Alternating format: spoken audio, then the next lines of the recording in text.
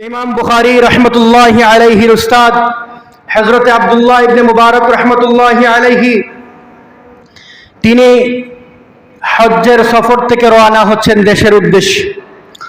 রওনা তার সাথে তার কাফেলা। রওনা হওয়ার পরে তিনি মক্কা থেকে বের হয়ে মরুভূমিতে এসে দেখলেন দূর থেকে একটা কালো কাপড় পড়ে আছে, মনে হচ্ছে যে কাপড়ের ভিতরে কিছু আছে। তিনি কাছে গেলেন, কাছে গিয়ে বুঝতে পারলেন এখানে একজন মহিলা কাপড় দিয়ে জড়ুসড়ু করে বসে আছে।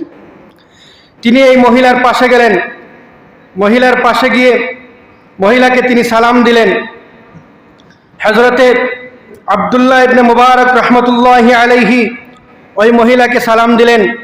সালাম দেওয়ার সাথে সাথে মহিলা আব্দুল্লাহ ইবনে মুবারক রহমতুল্লাহি আলাইহির দিকে না তাকিয়ে সে সালামের জবাব দিল। আমরা হলে সালামের জবাব কেমন দিতাম? ওয়ালাইকুম